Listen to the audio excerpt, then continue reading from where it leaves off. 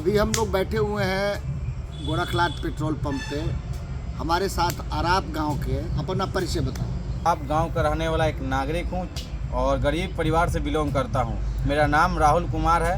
मेरा पढ़ाई माध्यमिक स्कूलों से हुआ है, सरकारी से, और मेरा अनुमान था कि हम भी एक प्रतियोगिता बने, यानी कि खेल कूद में जाएं और अपना नाम उज्जवल करें और गांव का नाम करें और उस चीज़ को दिखाएं, ताकि हमसे इंस्पायर हो करके हमारे दोस्त और मजदूर लोग जो हो कि कहें कि ना एक बंदा था जो यहाँ से उठ करके कुछ अलग लेवल पर गया है, कुछ मेडल लाया है। कुछ भी मेडल लाने का सपना था मेरा। मैं रोकूंगा यहाँ। उम्र में यह बात सोच लिए थे कि मुझे खेल में, और खेल में भी वो भी आप कबड्डी को चुने थे। जी सर। वो कबड्डी वाले सेक्शन में मुझे जाना है। उम्र आपका क्या रहा हो?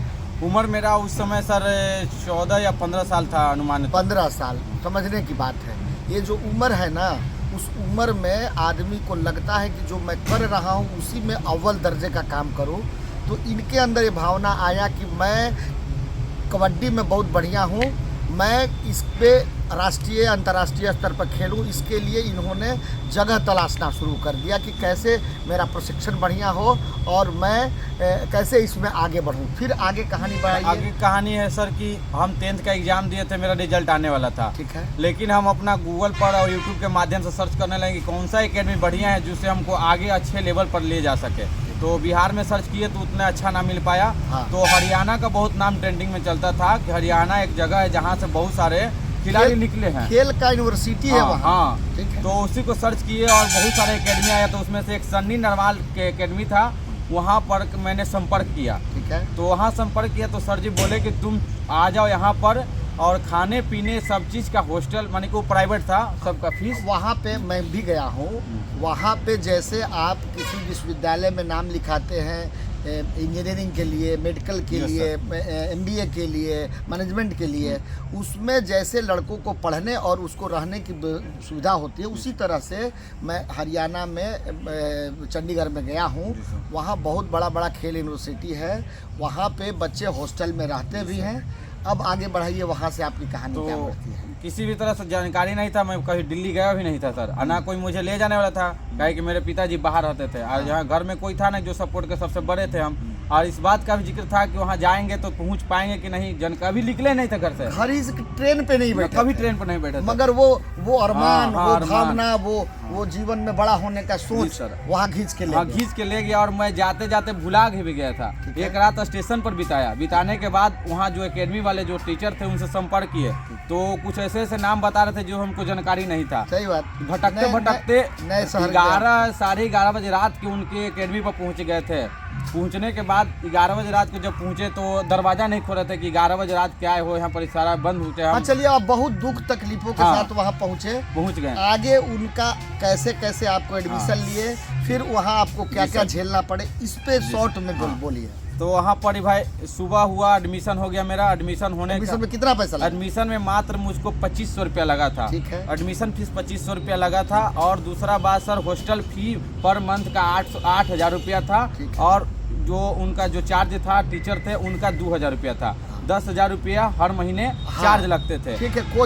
कोच का आपका 2,000, 8,000 आपका खाना पीना रहना, और 2,000 250-2500 एडमिशन। ठीक है। एक्स्ट्रा खर्चा कुछ हो जाता था। चलिए। उससे बाद तो उसमें हम 3 महीने उसमें प्रैक्टिस किए। प्रैक्टिस करने के बाद वहाँ पर जो जब आप प्रैक्टिस करते थे जी सर, तो वहाँ बहुत लड़के होंगे। हम बहुत लड़के थे। उसमें आपकी प्रतिभा उन लोगों के बीच में कैसी थी? प्रतिभा थी कि उन लोगों को ऐसा लगा कि ये बिहार से आया है, ये कभी कबड्डी खेला नहीं है। लेकिन जब कोच लोग हमको ट्रायल लिए तो अच्छे परफॉर्मेंस थे मेरे। तो कोच लोगों ने सलाह दिया कि तुम क्या करो कि एक फॉर्म भरो जिसमें ट्रायल होता है। हाँ। ट्रायल में अगर तुम चुना जाते हो तो तुमको आगे अच्छे यूनिवर्सिटी माने कि एकेडमी में ज्वाइनिंग हो जाएगा, तो और तुमको माने कि स्टेट लेवल पर खेलने का मौका मिलेगा। तो कहीं यही रोकते हैं। यहीं से भाई साहब इनकी सबसे दुखद कहानी शुरू होती है, क्योंकि आप बाहर किसी स्टेट में गए हो, वहाँ पे कैसे बिहार के बच्चों को लूटने का षड्यंत्र चालू होता है। अब यहाँ से ये बताएंगे। अब बताइए आप क्या किए? तो हमने भी घर फोन लगाया कि ऐसा बात है, और तो बोले कि ठीक है कर लो। तो एक बार ट्राई किया, फॉर्म भरा, अप्लाई किए। उसके बाद में जब ट्रायल चालू हुआ तो ट्रायल 1-2 बार दिए तो उसमें सेलेक्ट ना हुआ। फिर 15 दिन के बाद फिर ये ऑफर आया कि चलो अब भी हो जाएगा। तो कहे कि ठीक है। तो बोले कि आपने प्रथम बार भी 50,000 दिया? वो पैसा वापस नहीं हुआ, खत्म हो गया ट्रायल में। वो पहले ही बोल दिए थे कि अगर तुम बता दिया गया था हाँ। कि एक ट्रायल वाली टीम आएगी, जी सर। ये 50,000 आपका जमा है, अगर वो चुन लिया तो चुन लिया, हाँ। नहीं चुन लिया तो पैसा आपका चला गया, खत्म। पहला बार आपका खत्म हो हाँ, गया, हाँ। फिर दूसरा बार आप दूसरा बार जब किए तो उसमें 5,000 रुपया सर जी अपने तरफ से माफ करवा दिए। ठीक है, 45,000 रुपया लगा। हाँ, और तीसरा बार भी 45,000 लगा। 45,000। हाँ, 3 बार ट्रायल मतलब किया। इस तरह से आपने 1,35,000 हाँ। रुपया वहाँ ट्रायल के हाँ, नाम वही। पे आपसे ठग लिया गया। हाँ, अब एक उसमें तरह से सिलेक्शन ठग ना लिया हो। गया। हाँ, आपको लाभ अब लगता है नहीं कि ठग लिया गया। हाँ, तो अब मेरा रिजल्ट आ गया था 10th का, ठीक। यहाँ से खबर आया था, एडमिशन तो नहीं था मेरा 12th में, तो हम सोचे हैं कि अब कुछ हो ना रहा है, अब घर से पैसा आ भी नहीं रहा था। मतलब कि आप पैसे के अभाव में और हाँ। धीरे धीरे महसूस हो गया कि ये लोग मेरे करियर को बना नहीं रहे हाँ, हैं, दिक्कत हो जो रहा है। घर के मेरे माता पिता का पैसा है वो भी ये लोग खा रहे हैं, और अब मुझे यहाँ से वापस चल लेना चाहिए, क्योंकि आप वहाँ निराश हो। हाँ, निराश हो आप गए थे, वहाँ से पैसे की निराश प्रॉब्लम होकर हो जब गई थी फिर सर। हाँ आप निराश होकर फिर बिहार आ गए। हाँ, बिहार आए तो फिर आगे की कहानी। बिहार आए तो सोचिए घर जाएंगे तो कुछ होगा नहीं, तो पटना गए और सोचे कि यहीं से पढ़ाई करेंगे, और यही सरकारी है जो खेल परिसर हाँ, जो हमारा है वो- उसमें एडमिशन कर वो लेंगे। जो कंकड़बाग में है पाटलिपुत्रा खेल परिसर है सरकार द्वारा बनाया गया, उसमें हाँ। कबड्डी होता भी है। हाँ। तो उसमें गए और कुछ लोगों से मिले एकेडमी वाले से, और बोले ठीक है, 2-3 दिन माने की करने पर एडमिशन हो गया और मैं कोचिंग भी पकड़ लिया। हाँ। तो एडमिशन हुआ। कोचिंग में वहाँ खेल होता था ना, कोचिंग हम अपना स्टडी अच्छा, चालू किए थे। स्टडी का कोचिंग, हाँ। खेल के लिए वहाँ। हाँ, खेल के लिए वहाँ पकड़ लिए। वहाँ से पैदल जाते थे, 3 किलोमीटर मेरा दूर रूम था। ठीक। रोज सुबह चल जाते दौड़ कर, और प्रैक्टिस करते थे। लेकिन प्रैक्टिस में जो सरकारी कोच होते थे बड़े बड़े, वो कभी प्रैक्टिस के दौर पर आते नहीं थे। आते थे लेकिन वो उन लोगों को करवाते थे प्रैक्टिस से जो पहले से वहाँ पर अवेलेबल है। केवल बात हाँ, नए प्रतिभावान व्यक्तियों को, नहीं। बच्चों को आगे बढ़ाने हाँ, की उनकी मंशा कभी नहीं रही। ना सीनियर जो थे कोचेज, हाँ। माने कि सीनियर स्टूडेंट, हाँ। वही हम लोग का ट्रेनिंग दिया करते थे।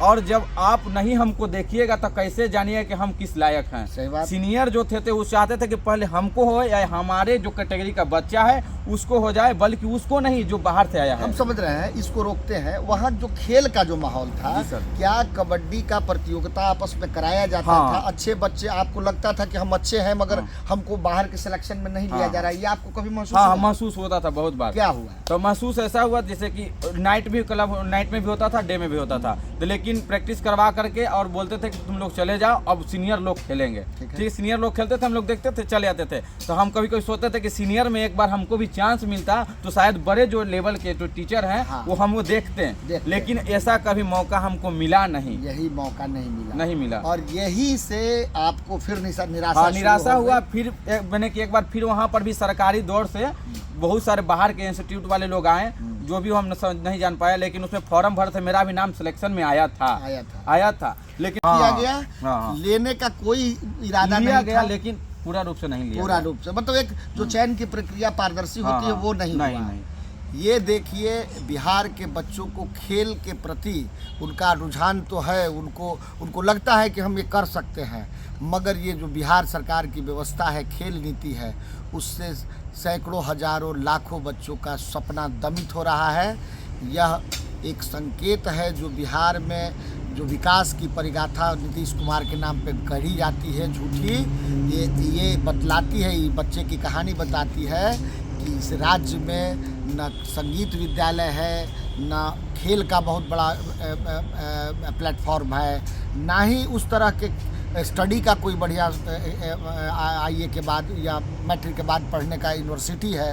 तो इस तरह के व्यवस्था में बिहार विकसित कैसे हो सकता है और अच्छी सुशासन कैसे हो सकती है, ये आप पे छोड़ते हैं।